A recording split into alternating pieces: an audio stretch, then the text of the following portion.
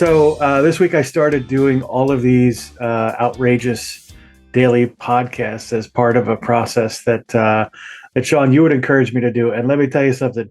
I've been doing it now for 2 days, and it's been eye-opening. Like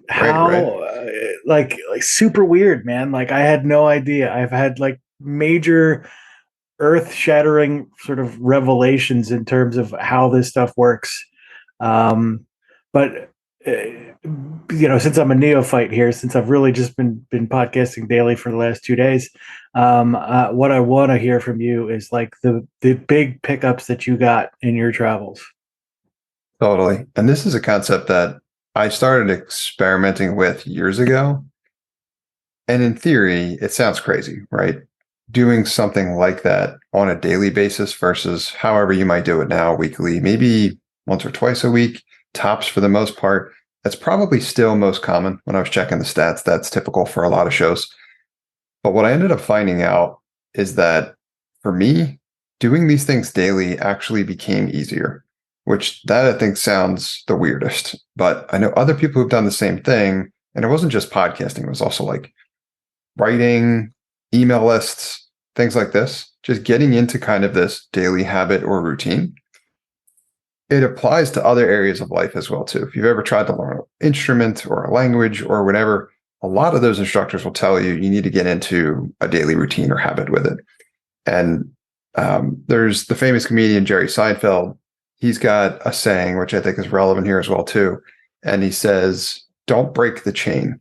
That's his concept, or that's his advice here. He's referring to his craft, which is comedy.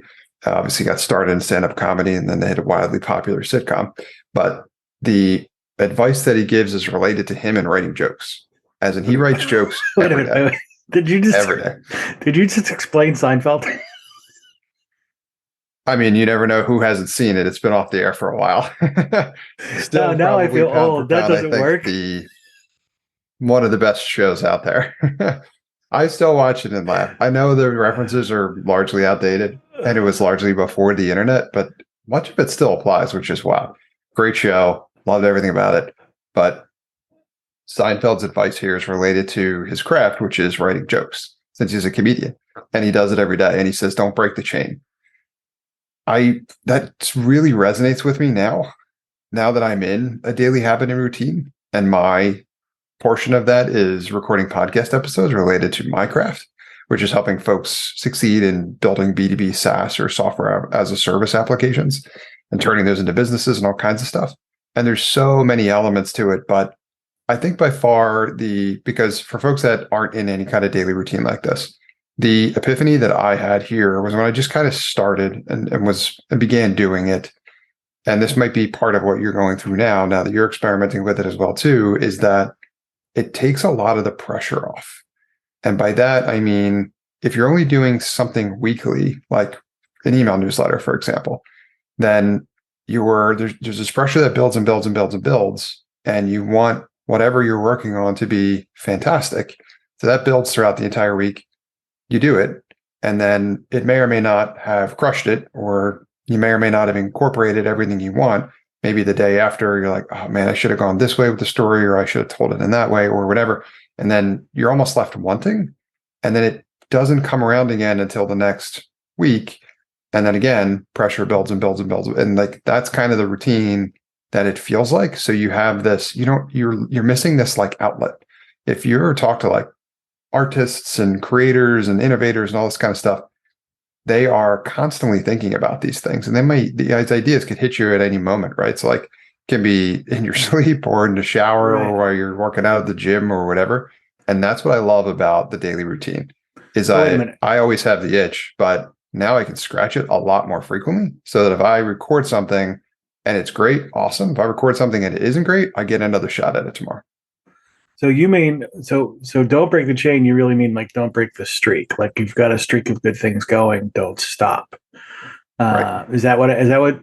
Pretty much, yeah. The context, you can think of it either way. I think that's what he meant. But like, get into a routine with it, and then it becomes habit. It becomes second nature. And then chains hold me down, man. That's not going to work. So like, yeah. and I'm down with the habit, right? So that daily that daily, like putting this stuff out there, I think is really, really important. I think the other thing that's like great about that, and you kind of alluded to it a little bit, was the at bats, right? You by having an at bat every day, you get to improve your swing that much faster, right?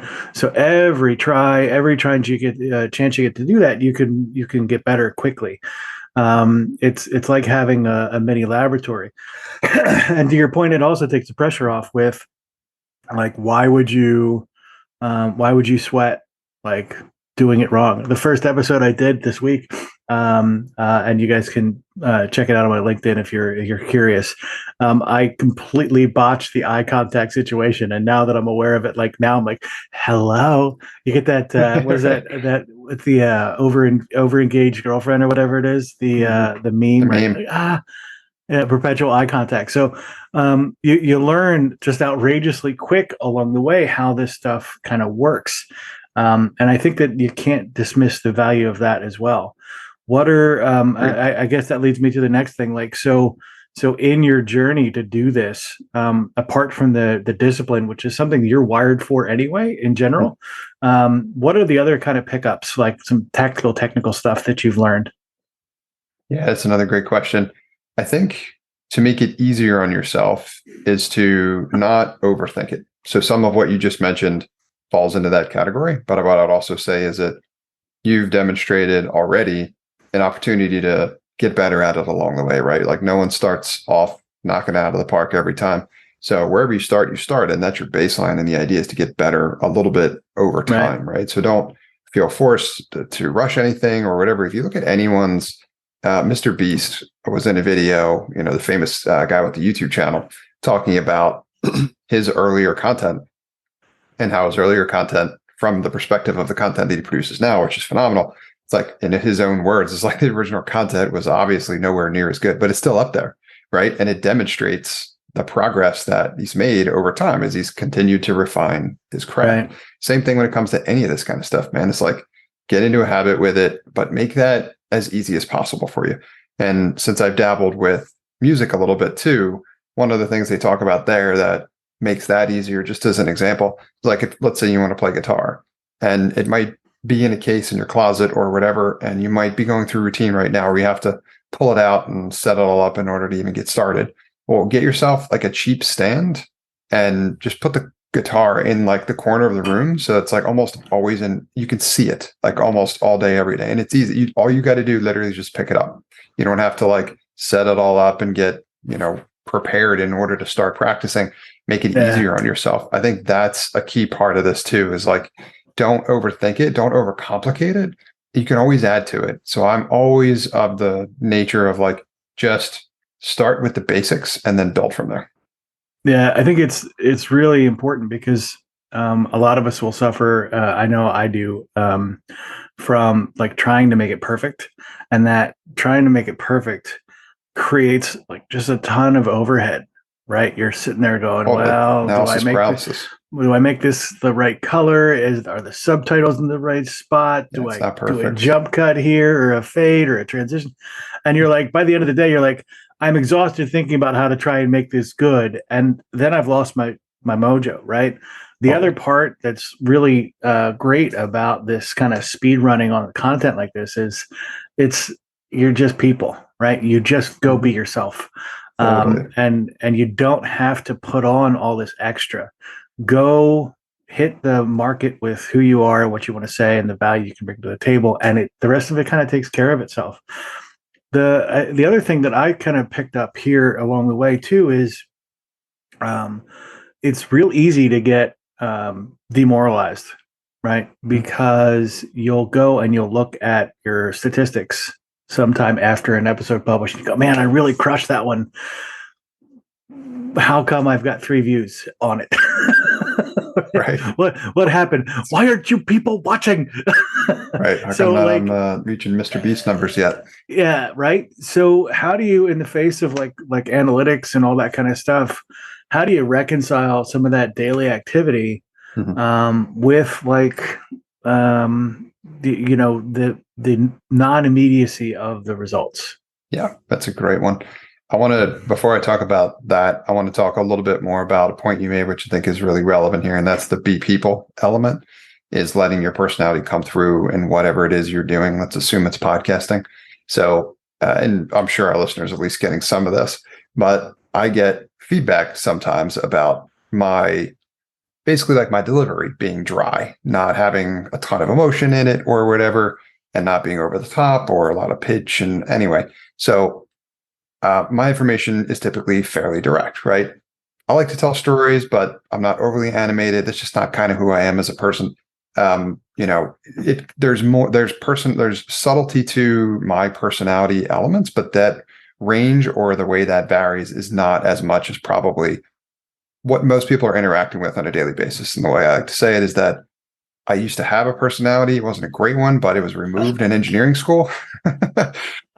So there's nothing I can do about it now. But like what I'm getting at here is the whole coming up with this persona almost, or like screaming into the camera or being really over the top with things or whatever, that some of the personalities are on the shows and YouTube and whatever. And like, look, I get it, right? You're trying to mimic what you think is working or what you see popular people doing.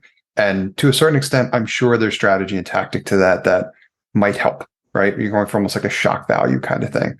But here's where I think that breaks down. Number one, you're not probably acting as you naturally are. And I really think that's the big problem.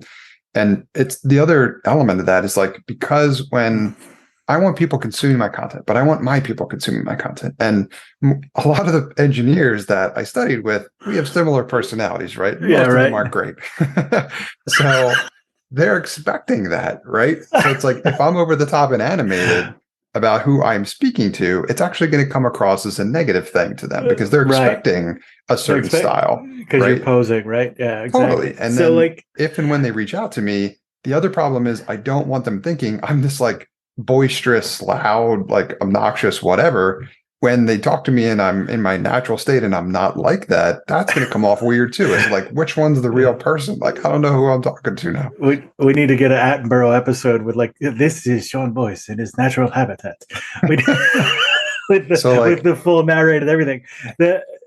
I think you're spot on with this, and a lot of folks will then they'll either try and put on a personality or they'll try a gimmick, right? They'll do the wacky morning DJ kind of thing where they've got the sound effects and all of the crazy fart noises or whatever it is, and it's like, look, that's gimmicks, and gimmicks might get you an initial kind of hit, but they're not gonna get you the long-term play, right?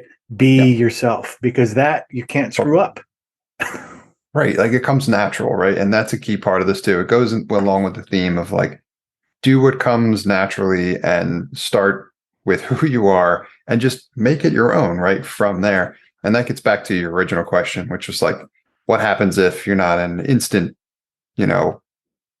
personality or celebrity? You don't have a ridiculous amount of success instantly, or you're not Joe Rogan or Mr. Beast or whatever, that kind of stuff. Right. That is totally normal, right? Still to this day, even shows that I've been working on for a while now, they don't have like a ridiculous amount of traction, or, the analytics may not look impressive to somebody who's pulling those kind of numbers, but I'm doing this for a very different reason, right? I'm using many of my podcasting efforts for business purposes, and I don't need tens of thousands of listens to every episode in order for that to achieve the kind of success I'm looking for. I'm looking to build my tribe of B2B SaaSters who want to understand, more about how to successfully build those businesses. And that doesn't require me to have that kind of volume. Even if I did, I wouldn't be able to handle it because I can't help or coach that many people. So like, what would I even do with those kind of numbers? And the audience of engineer lizard people just isn't that great. Totally. Right?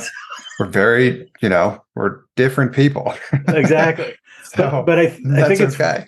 Yeah. And it is. And it's really important to understand that like as you go through that process to try and get to your folks, it's always going to be a subset of all folks, right? It's by necessity smaller. Good. And I've heard you say this in your NxtStep podcast, which is really like that deep dive into your audience or into your product is so much more valuable than trying to be everything to all people.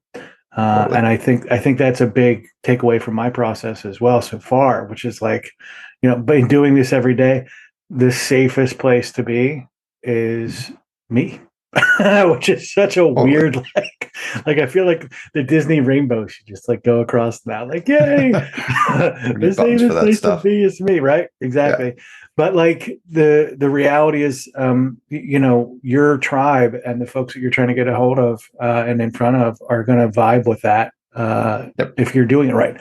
That's not to say don't be laser focused on your outcomes, don't be laser focused on your content. But you can't stay stuck.